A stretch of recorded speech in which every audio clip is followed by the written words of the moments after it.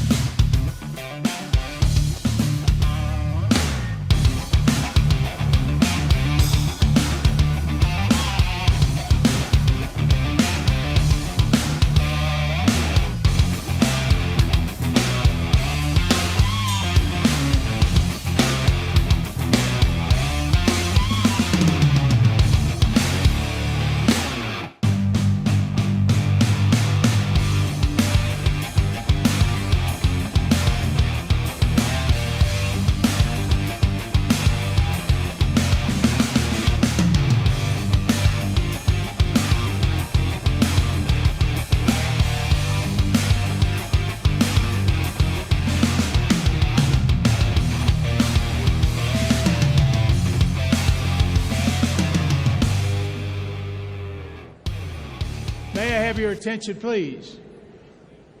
Comrades and sisters to the convention, please welcome this next guest. Our next guest is an American businessman, a television personality, an author, and now politician. He was born in Queens, New York, and attended Fordham University in the Bronx before entering the Wharton School of Finance and Commerce at the University of Pennsylvania, where he would earn a bachelor's degree in economics. Comrades, may I present to you the Republican Party nominee to become the next President of the United States, Mr. Donald J. Trump.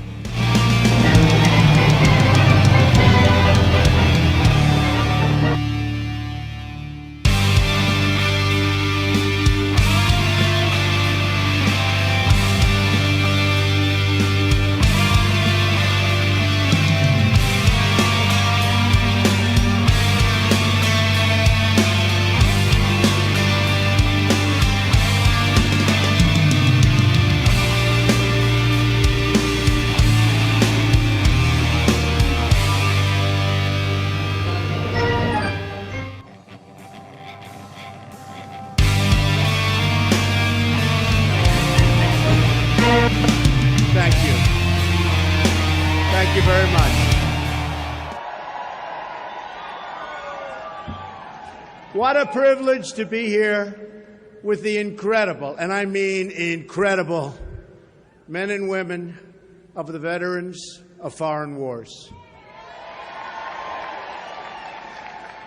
And we set today an all-time registration record. That's pretty good, right? Congratulations to you. Spending time with our veterans has been the greatest honor of this campaign. I want to thank Commander-in-Chief Big John, and really for the welcome. He has been so fantastic. From the time we walked in, he has been so fantastic. Also, many thanks to Bob Wallace, Auxiliary President Francesca Guilford, and for your incoming leadership. You have Brian Duffy and Colette Bishop, two terrific people. Two terrific people. Before going any further today, I'd like to bring up onto the stage my good friend, Governor Mike Pence. And by the way, Mike is the son of a soldier and the father of a Marine. Mike?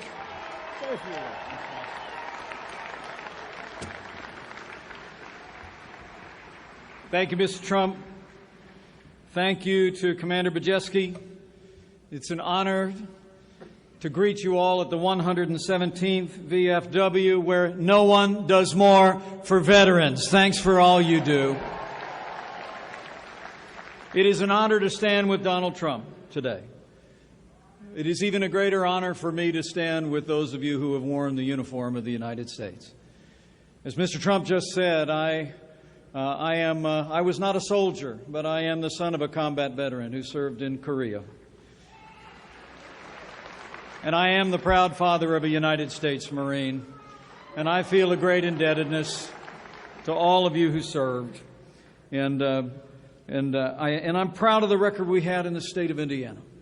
You'll be glad to know in Indiana, where more than 500,000 veterans call home, we've made extraordinary commitments. We've more than doubled the funding for the Department of Veterans Affairs. We increased the number of county veteran service officers tenfold from 7 to 72 counties. And I'm proud to say the Hoosier State now has the second lowest unemployment rate for veterans in the United States of America. But I answered this call. When Donald Trump called, I answered this call for a few very simple reasons. Number one, I answered it because in these challenging times, I believe we need renewed and strong American leadership at home and abroad. And Donald Trump will bring that leadership for this nation. Our military is too small, and he will rebuild it.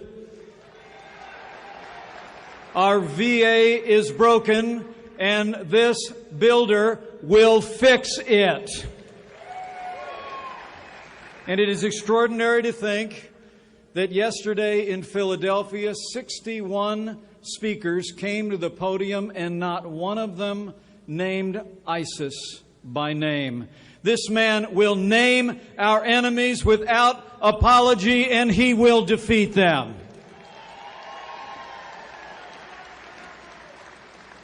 So I say thank you to the VFW. I say thank you.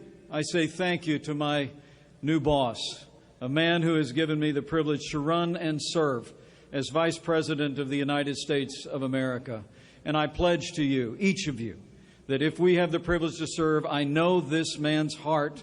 I hear the way he speaks when the cameras are off about those who serve and those who have served. And we will ensure that our soldiers have the resources they need to complete their mission and come home safe. And we will stand as the VFW does, with him and her who have borne the battle on their shoulders. We shall stand with our veterans, and we shall see our way forward as a nation. Thank you very much, and God bless you. And God bless the United States of America. Thank you, Mike. Thank you, Mike. Thank you, Mike. And thanks again to everyone for inviting me to address you today. The veterans, I love you too. The veterans of foreign wars represent the very, very best of America. When I'm president, I pledge to work closely with your organization and your members to accomplish our shared goals. Our veterans are the bravest and the finest people on earth.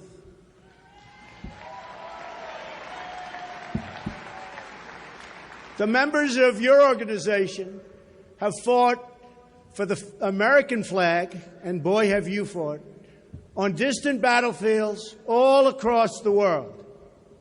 Your members have shed their blood and poured out their hearts for this nation like nobody else. Our debt to you is eternal.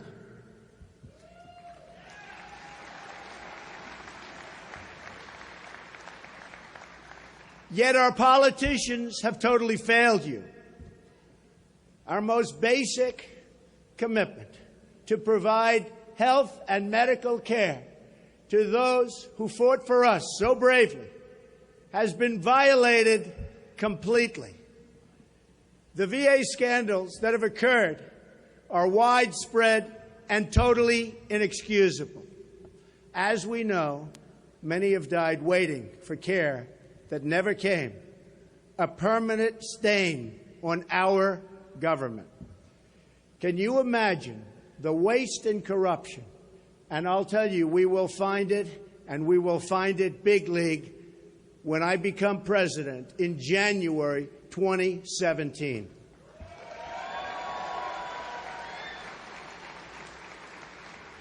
I've recently released a detailed 10-step veterans reform plan, and we've worked on the plan with the chairman of the Veterans Affairs Committee in the House and a really good guy who loves the vets, Jeff Miller. He is a good man. We're going to take care of our veterans like they've never been taken care of before.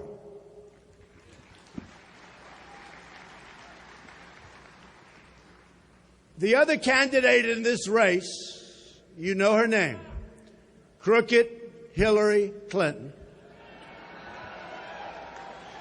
And believe me, folks, she is crooked. Has a much different view. She recently said of the VA scandal that it's not as widespread as it's been purported to be. It's like she's trying to sweep it under the rug, which, by the way, politicians have done for years and years and years. It's going to be 4 more years of the same if she ever got in. But that's not going to happen.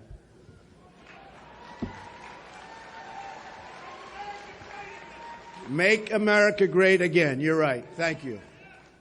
We know how she takes care of the veterans.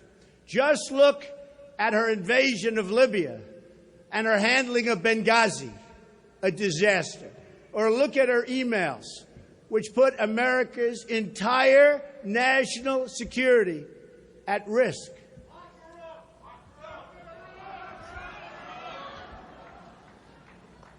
And to think she was here yesterday, I guess she didn't do very well.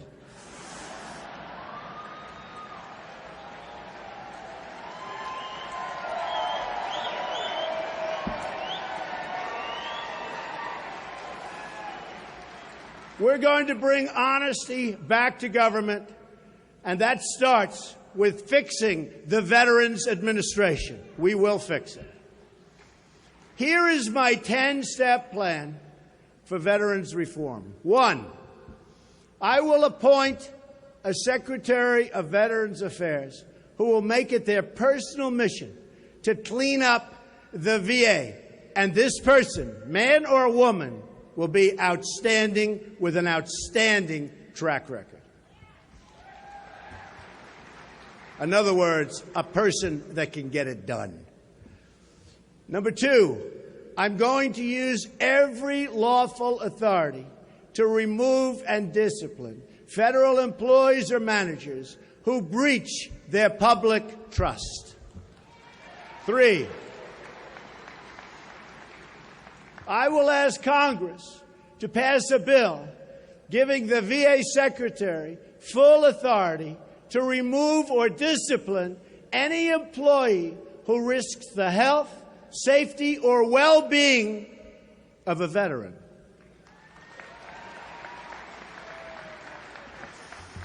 I will appoint a commission to investigate all of the wrongdoing at the VA, of which there is plenty, and then present those findings to Congress as the basis for reforming the entire system.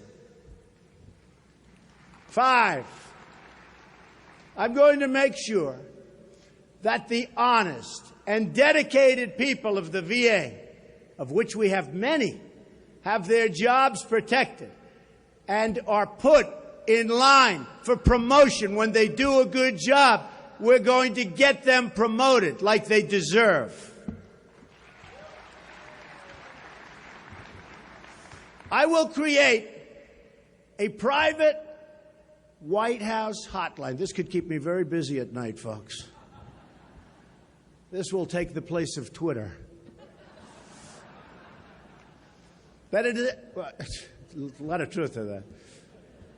That is answered by a real person 24 hours a day to make sure that no valid complaint about the VA ever falls through the cracks. Now, this is the tough part. This is the tough part. I will instruct my staff that if a valid complaint is not acted upon, then the issuer who brought it directly to me, and I want to have it, will bring it directly to me, and I will pick up the phone personally and get it completed and get it taken care of. That's a lot of work. We better do a good job because that's a lot of work. But I want to have somebody, a real person, and a really competent person in the White House with that hotline going. And if that person's not doing the job, I'm going to find out about it. And that's the best way to find out about it. That's called real life. That's called business. Instead of giving bonuses to employees for wasting money, we are going to create a new incentive program that rewards employees for saving money and improving the quality of care. Our visa programs will be reformed to ensure that veterans are put in the front of the line for jobs. In this country, they fought and they protect us. Now we're going to fight them. They're going to be put right in the front of the line. And these are our great people. And by the way, Governor Pence is right at the top of the nation in employment for vets. And when he took over, he was number 32 or 38 Now he's right at the top. He has done an incredible job with respect to employment for vets. So, Mike, good going, and keep it going.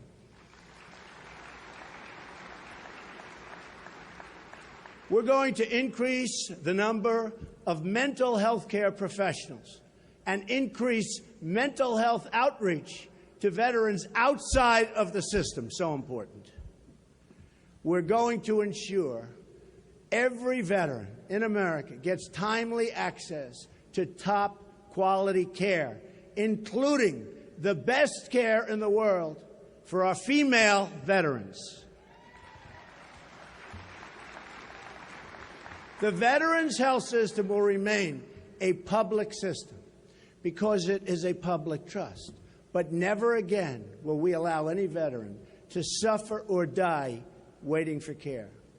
That means veterans will have the right to go to a VA facility or the right to see a private doctor or clinic of their choice, whatever is fastest and best for the veteran. There'll be no more 5-day waits in line. If you're waiting online, you're going to go to a private doctor across the street, a private or public hospital across the street or nearby, and you're going to be taken care of quickly and efficiently. People are waiting online 5 days, 6 days, 7 days, and many are dying.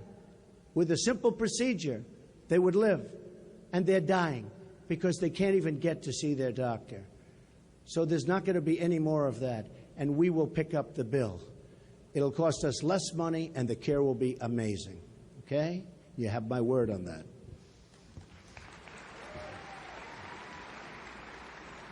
Come January 20th, if I'm elected president, you're going to notice a change in the VA and in the whole entire government system, which is a mess.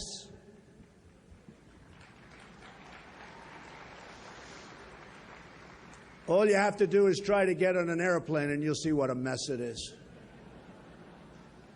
A change in attitude and a change in results will absolutely take place so fast, right at the beginning. Government is going to start working for the people again. The special interests opposing our reform, and they do oppose it for their own reasons, and Reform for America are the same people who have led us to one economic and foreign policy disaster after another. The global corporations and the media executives who oppose our plans, and they are opposing them strongly. We need plans for change. And we want to keep this system in place except for the section that's rigged, and that's a lot of it. We're getting rid of our rigged system. I started using that term a year and a half ago, and now everybody's using it. This morning I was watching one of the Democrats who I've been talking about as a rigged system. He used the word rigged system. I'm going to have to come up now with another word. It's very sad. But the system is rigged, so badly rigged. And it's rigged against the veterans, too. That's why their message is that things can't change. Can't change. With these people, they can't change.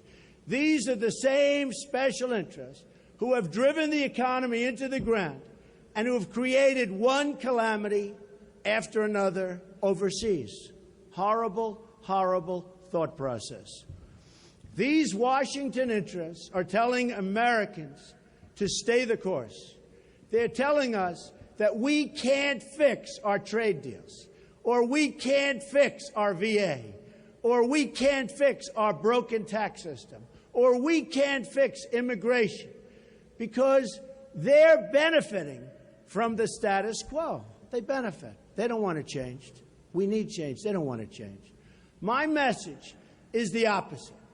Things have to change, and they have to change right now. Here is just some of the change we need.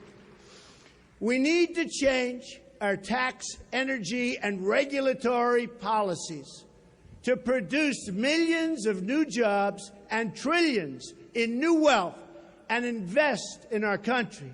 and in our infrastructure, which is falling apart all over this country. Our roads, our tunnels, our bridges, our airports. Our infrastructure is that of a third world country. Not anymore. And I'm very good at building, remember that. And I build under time and under budget. Very important. You don't hear that from government very often. Those who seek to raise taxes and expand regulation will only weaken our country, hamstring our economy, and throw many millions more out of work. And as you know, Hillary Clinton wants to institute a massive tax increase. And we're already just about the highest taxed nation in the world. Our immigration system must also be fixed so it lifts people out of poverty instead of throwing them into poverty, which is what it's doing right now. Our terrible trade deals must be renegotiated completely. NAFTA is a disaster. To keep jobs and wealth in America, we're sending our jobs away. We're going to keep our jobs in America, and we're going to bring new jobs back.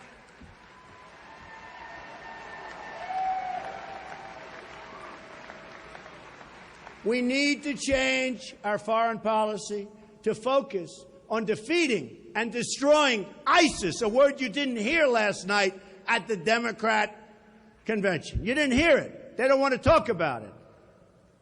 Because in a very true way, they really established ISIS because of weakness. The people in this room know better than anybody else or any other audience what I mean by weakness. But because of weakness, ISIS has been established. It's also essential that we suspend the refugee flows from Syria and other dangerous countries so we don't bring into the United States the same terrorism that our American soldiers are fighting overseas. We have to be smart.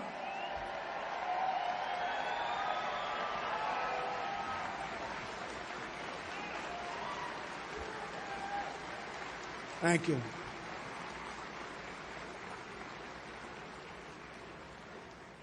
Hillary Clinton wants to bring in, if you can believe this, 550% more than President Obama. More. And Tim Kaine wrote a letter very recently asking for more than even Hillary wants. What are we doing? What are we doing?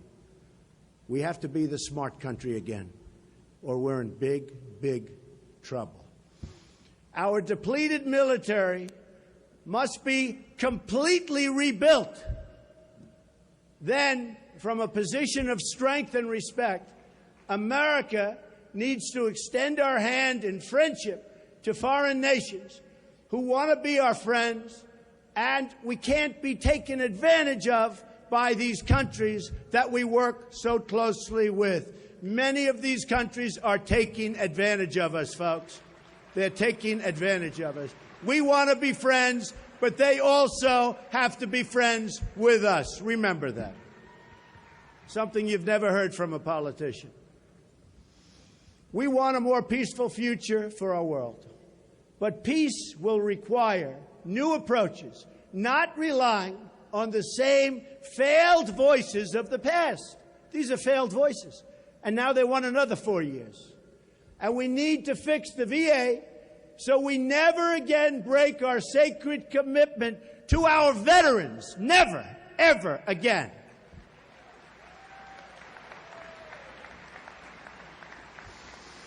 We can do all of these things.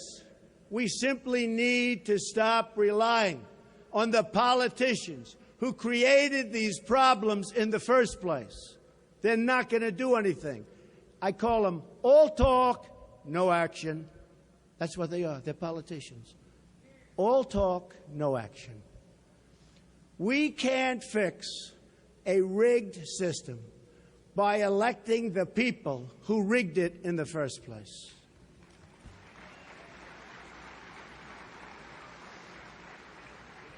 Let's reject the doubters and the cynics and choose instead to believe in ourselves and in our country. It's time to follow the example of our amazing veterans who work together across racial lines, across income lines, across all lines, in unity of mission and purpose. Nobody does it better than our veterans. Let them be our guide. It's time to believe in each other, and it's time again to believe in America.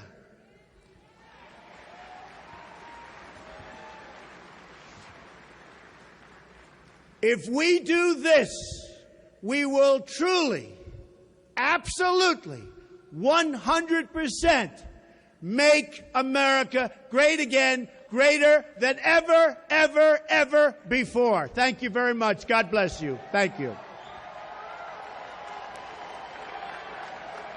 Thank you.